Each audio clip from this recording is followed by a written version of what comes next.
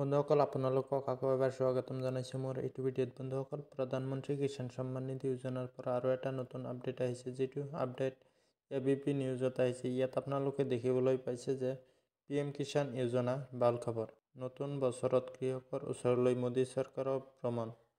প্ৰধানমন্ত্ৰী কিষাণ সন্মান নিধি যোজনাৰ 16 নম্বৰ কিস্তি এই দিনটোত কৃষকৰ একাউণ্টলৈ আহিব।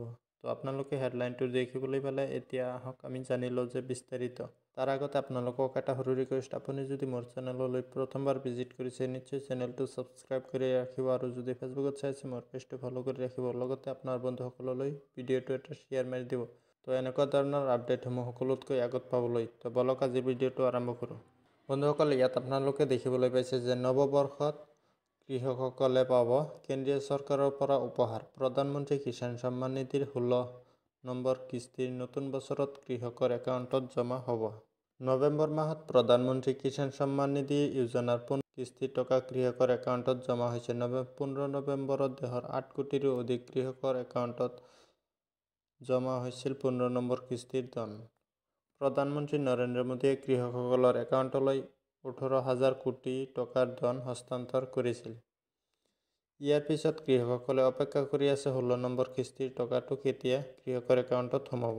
নৱবৰ্ষত কৃষকৰ ওচৰলৈ চৰকাৰৰ ভ্ৰমণ। কেন্দ্ৰীয় চৰকাৰৰ দ্বাৰা পৰিচালিত প্ৰধানমন্ত্ৰী কিষাণ সন্মান নিধি যোজনা কৃষকৰ বাবে। প্ৰধানমন্ত্ৰী কিষাণ সন্মান নিধি কেন্দ্ৰীয় চৰকাৰে কৃষকৰ বাবে চলোৱা এখন আঁচনি। এই আঁচনিৰ অধীনত যোগ্য কৃষকসকলে প্ৰতি 4 মাহৰ মূৰে মূৰে 2,000কৈ কিস্তি দিয়া হয়।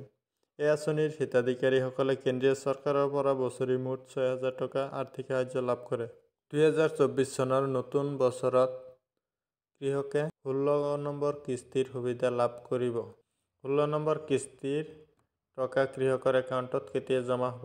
প্ৰধানমন্ত্ৰী কিষাণ সন্মান নিধি আঁচনিৰ অধীনত এই পৰ্যন্ত যোগ্য কৃষকে 15টা কিস্তি লাভ কৰিছে।